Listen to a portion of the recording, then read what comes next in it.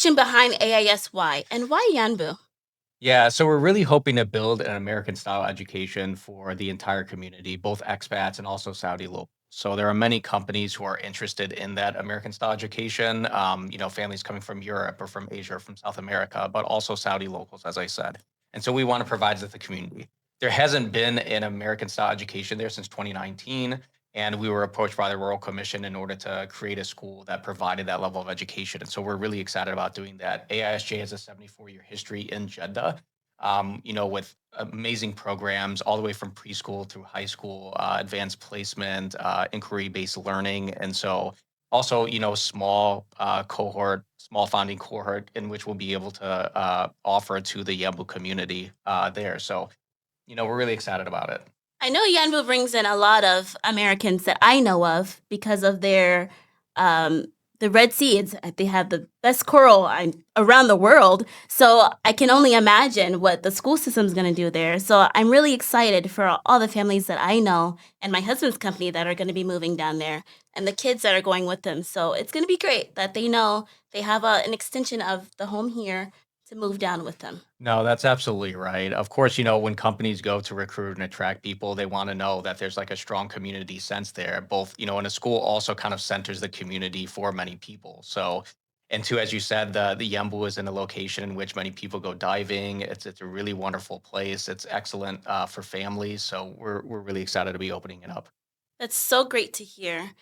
What will families see when they visit the campus in Yanbu? So they'll see we went through many, many months of refurbishing it to bring it up to the standards that we would expect. So they'll see things like a purpose-built classrooms with a lot of the materials that you may find in an American style education, the kinds of tables in which you're grouping kids together, rather than just rows of desks. We want to make it, and ensure that it's an inquiry-based program, and also that it's very individualized. Children don't all come into the classroom, thinking the same things. They come with their own kind of understandings, their own kinds of experiences. And so we want to elevate those in the classroom while really providing quality education to them. So we also have single entry gates, access controls. We have a nurse that's on campus, CCTV. We have of course, besides some of the security aspects, we have a full gym, shaded playgrounds, really kind of quality classroom and materials and furniture that we're bringing in. So you did mention the shaded playgrounds. Does that come with fans outside? Can parents look forward to water being outside with the kids? What would that look like? Yeah, so we know Jeddah, of course, is extremely hot. Of course, we'll have, definitely water will be provided, but the shading is kind of an essential piece. And we also monitor it as we do here. If it goes over a certain temperature, we want to ensure that it's really safe. But at the same time, we want to ensure that kids are able to go outside and really enjoy, the weather that's there. One of the things I love about the building in Yanbu is that they have direct access from every single classroom to go outside. So there's a door that in That is which so the yeah, nice. yeah, which is really excellent. That's something that many schools don't have, but they're, direct access outside so that, the classroom is not just in the physical building, but they take that learning outside as well. Well, that's really nice to hear, actually. So, what makes learning here truly American? So as I said, ASJ has that 74-year history. We are MSA accredited by the Middle States Association. So the diplomas that kids would be graduating from here at ASJ are diplomas that a kid might get in Pennsylvania. So, and of course, we're looking to replicate that model in Yanbu. Also looking at U.S. licensed teachers or equivalents, authentic, American education in terms of the curriculum that we're bringing, NGSS standards, Aero standards, Common Core, and then also the specialist, art, PE, later on music, STEAM, those kinds of things. Yes, I understand all the academic stuff, but besides that, growing up, the what made it so American was, having spirit weeks. We got to come to school in pajamas, or we got to come to school with our hair crazy. What else makes it American? No, no, that's right. We want the spirit weeks. We want that like pajama fun nights or the movie times or again the specialists that you may have, PE, art, all of those things that kind of make it a truly American campus, as well as having, American staff members and people from all over the world. We are an American school. We're also an international school. So braiding those two things together, I think, makes such a wonderful place. Where I grew up in the United States, it was also extremely diverse. I had teachers from all over the world as well. And that made it really a wonderful experience in which I got to learn from different people from different places. And it kind of infuses the curriculum as well, which makes it, Yes. to me, even more so very authentic American education. Yes, celebrating everyone's culture. Yeah, yeah, absolutely. Yes, I completely agree with that.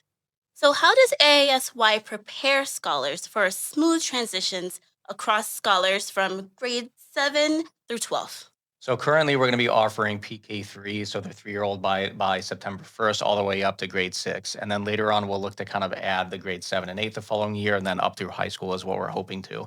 But a part of it is the curriculum that we'll be offering, such as balanced literacy, everyday math, magnetic reading. We'll be doing map testing, which is the same test that they would be using in the United States, and then of course we want priority placement, on the campus. Oh, wait. Well, that's wonderful. At least we know there's steps being made. We're starting with certain grades first, and then we'll make our way up as we go on. Yeah, absolutely. Well, what's the math and science journey like for grade 1?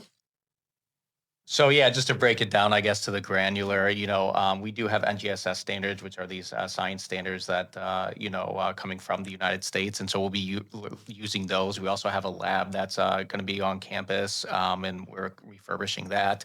We'll have, of course, pre-algebra, starting by grade 5, and then high school we have advanced placement. So Yes, grade 1 is very top tier. That's when they start testing, and all the important testing starts in grade 1, right? yeah, yeah. So, I mean, there is a map test, of course, but we don't just hyper focus on the summative test, but we also have Mhm. formative tests. Again, we want to make sure that every kid is provided a really excellent education wherever they may be at. And so that's a big part of, how we do things. We want to really individualize it and differentiate for kids so that every kid is succeeding.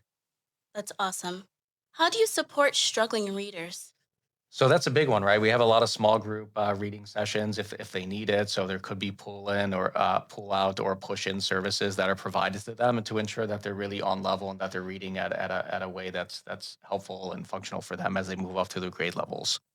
So, what does that look like if they're in a group or if a teacher needs extra help with a certain scholar? So one great thing is that we have, of course, very professional teachers that are there, but it's also connected and anchored to our ASJ campus, in which we have many specialists from various backgrounds that have worked all over the world, and of course including the United States.